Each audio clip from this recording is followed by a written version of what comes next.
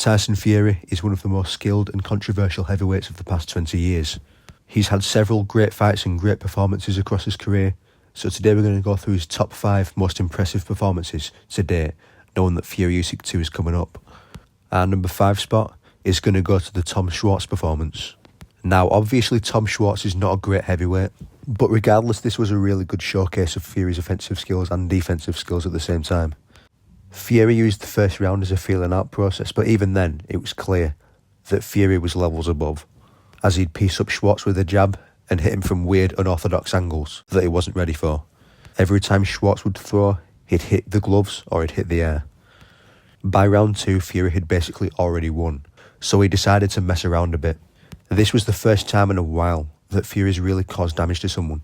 It was years since Fury really had the chance to show off his offense, so he could prove that he's not just an awkward, negative boxer, and he can cause some damage. The most impressive sequence of the fight was against the ropes, as we see Fury avoiding multiple punches in a row at close quarters. Fury then decided it was enough messing around, so he started to back up Schwarz and go for the finish. He'd score a knockdown quite easily, and then he'd go for the kill, battering Schwarz in the corner until the ref had to step in. And that marks Fury's first real stoppage win since Christian Hammer in 2015.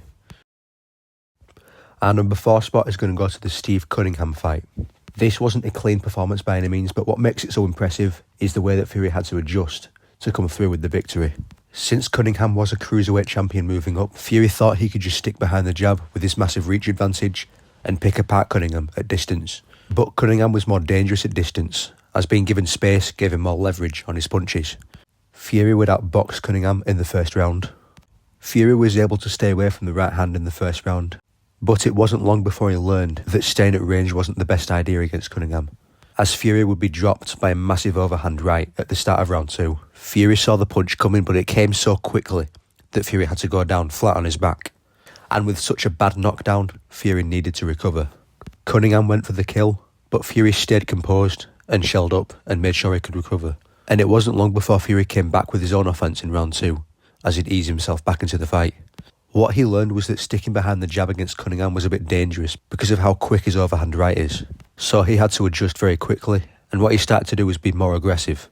Him being the natural heavyweight, he started to impose himself. While that is a risky move because of how explosive Cunningham is, it was the ideal path to victory, as that would wear Cunningham down over time. And Fury also started to lean on Cunningham after his attacks, giving Cunningham much less opportunity to land a punch. Since Cunningham is more lacking on the inside, Fury reverted to his old ways with a high guard, chucking forwards and imposing his will on the smaller fighter. He'd allow Cunningham moments to hit the guard in order to punch himself out, as Fury's plan at this point was simply to break Cunningham through pure exhaustion. He'd find it easier and easier to back Cunningham to the ropes, and eventually by the end of round 7, he'd knock out Cunningham cold with a right hook. This was similar to the Wilder trilogy knockout, as he'd simply worn down the smaller fighter, using brute force. His number 3 performance is going to go to the Dillian Whyte fight in April 2022. This fight, in my opinion, was a massive upgrade from Fury's previous form, as his fight before this one was the Wilder trilogy, where he looks quite slow, sluggish and got dropped 2 times. Dillian Whyte was a much more favourable matchup, and that allowed Fury to work what he does best.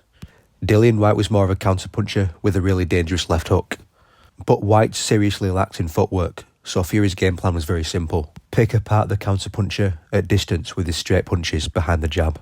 By moving out soon after his attacks, Whyte's left hook was impossible to land, as Whyte would spend most of the fight missing badly, until eventually in round 6, Fury hit the uppercut, which put Whyte on his back. For a bit of context, Whyte's 2 previous losses came at the hands of an uppercut from Anthony Joshua and Alexander Povetkin. Fury had not thrown the uppercut once in this fight until now, so that was Fury's plan to make Whyte think that the punch would not come. Whyte would get back to his feet, but he was out of it, so the ref stopped the fight in round 6. And that brings us to his number 2 performance versus Vladimir Klitschko. Fury's approach to this fight was very unusual, and it was rarely seen before or after this fight. For a bit of context, Klitschko had barely lost any rounds in his 11 years as the defending champion. Part of this is attributed to Klitschko's safety-first approach to fights. Because of Klitschko's knockout losses early in his career, he tends to fight very reserved, so Fury decided to use Klitschko's patience to his advantage. He decided to simply confuse Klitschko by fighting in such a confusing way. He threw his punches from such weird angles, he was moving around at a strange rhythm, He was constantly feinting and taunting Klitschko, making him even more unsure of himself. Klitschko had no way of knowing what was the right time to attack, as Fury remained offbeat and unpredictable through the entire fight. Fury switched up his game plan a little bit in the second half of the fight. Instead of confusing Klitschko at a distance as he was doing in the first half, he started to charge in sudden bursts, making Klitschko go backwards and then clinching afterwards. Klitschko had not seen anything remotely similar to this in his past 11 years as champion. It wasn't until round 12 that Klitschko really started to realise that he was down on the scorecards, as he only then started to have a real sense of urgency. Klitschko had his best round of the fight, but it wasn't enough, because he needed to put Fury down to win the fight. The fight went the distance and Fury won by decision, becoming the champion for the first time in his career. And that brings us to number 1, his most impressive performance. The first rematch with Deontay Wilder. The fight took place in February 2020, and it's to this day Fury's most memorable performance. Fury essentially built off from what he learned in the first fight. He spent the first fight mainly on the back foot, thinking defensively to avoid the right hand from Wilder.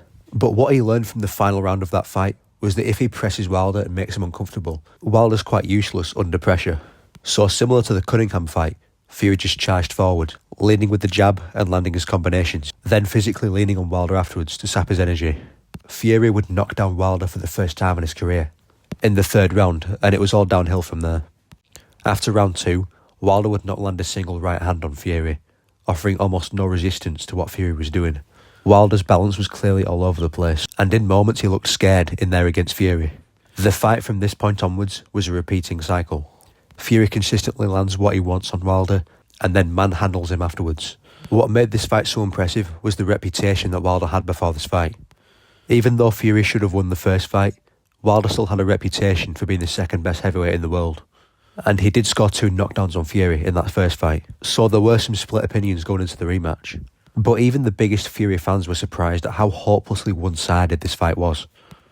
Eventually in round 7, Wilder found himself backed into a corner, so Fury started to unload until Wilder's corner had to step in and stop the fight, and Fury became champion for the first time in 5 years.